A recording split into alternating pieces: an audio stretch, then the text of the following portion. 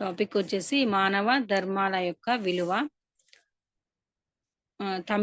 తమిళనాడులో జన్మించి తమ జీవిత పర్యంతం సిద్ధయోగిగా అనేక మహత్యాలను ప్రదర్శించిన శ్రీ కొంగనావర్ ఒకసారి అడవిలో ఒక చెట్టు క్రింద కూర్చుని ధ్యానం చేసుకుంటున్నాడు.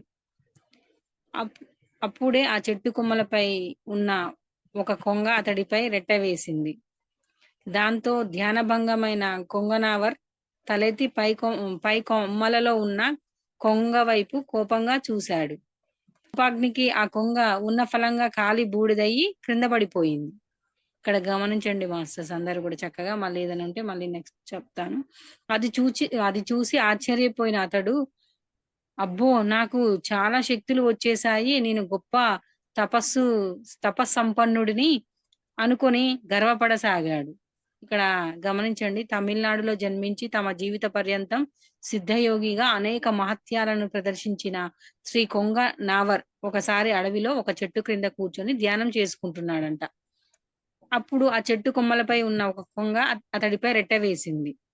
దాంతో ధ్యానభంగమైన కొంగనావర్ తలెత్తి పై కొమ్మలలో ఉన్న కొంగపై కోపంగా చూశాడు. ఆ కోపానికి ఆ కొంగ ఉన్న ఫలంగా కాలి బూడిదయ్యి కింద పడిపోయింది.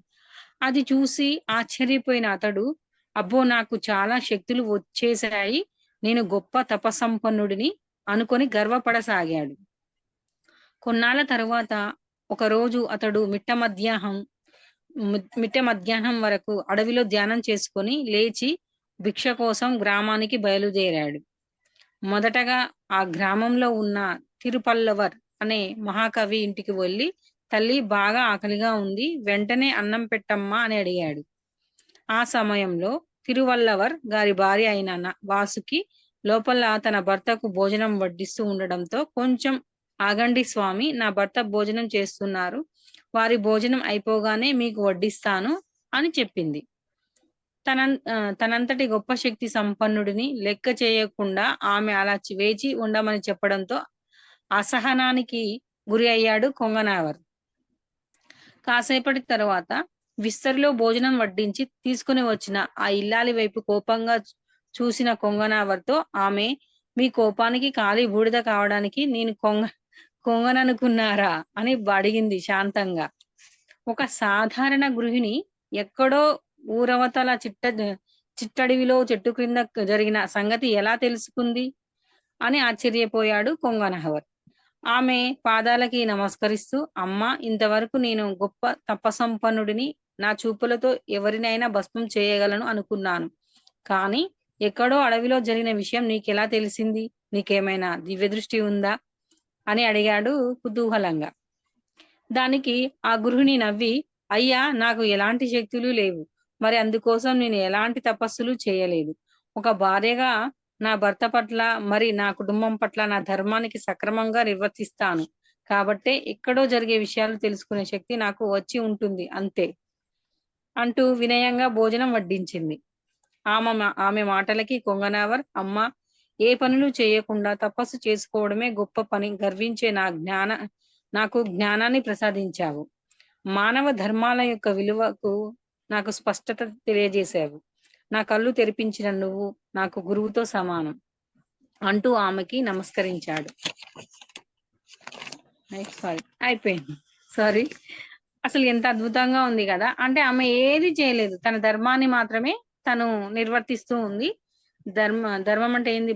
తన భర్తకు అన్నం వడ్డిస్తున్న సమయంలో అతను రావడం, అతన్ని కొద్దిసేపు వెయిట్ చేయమని చెప్పడం, దానికి అతను గర్వంగా ఉన్నాడు కదా, నా చూపుకి కాలి బూడిదైపోయిన కొంగలాగా ఈవిడ కూడా అవుతుందని చెప్పేసి. అలా చూసేసరికి ఆవిడ ఏం చెప్పింది, స్వామి, నీ కోపానికి నేను కొంగలాగా కాలి బూడిద కానని చెప్పేసరికి అతనికి మిరాకిల్ ఏంటంటే, నాకు జరిగింది ఆవిడకి ఎలా తెలిసిందని చెప్పి అతను అడిగాడు. అప్పుడు ఆవిడ చెప్పింది, నేను ఎలాంటి తపస్సుని కాదు, ధ్యాన్ని కాదు, నేను కేవలం నా ధర్మాన్ని, నా భర్తకు మాత్రమే నేను వడ్డిస్తూ ఉన్నాను అని చెప్పడం, అతనికి జ్ఞానబోధ అవ్వడం. తిరిగి అంటే అతను ఏం చేశాడు, ఏ పనులు చేయకుండా ధ్యానంలో మాత్రమే కూర్చోవాలి, అన్ని పక్కకు పెట్టేసి అప్పుడు మాత్రమే జ్ఞానం అందుతుంది అనుకున్నాడు. కానీ ఇక్కడ అర్థం ఏంటి అంటే, అన్ని పనులు చేసుకోవచ్చు అనేది దీని యొక్క నీతి బోధ. అంతే కదా. అక్కడ ఆవిడ ఏది చేయలేదు, తన ధర్మాన్ని మాత్రమే తను నిర్వర్తిస్తూ ఉంది. ఇతనేంటి అన్ని వదిలేసి సిద్ధయోగి అంటే ధర్మాన్ని పక్కన పెట్టేసి యోగిగా మారాలని చెప్పేసి అడవిలోకి వెళ్తూ ధ్యానం చేస్తూ ఉన్నాడు.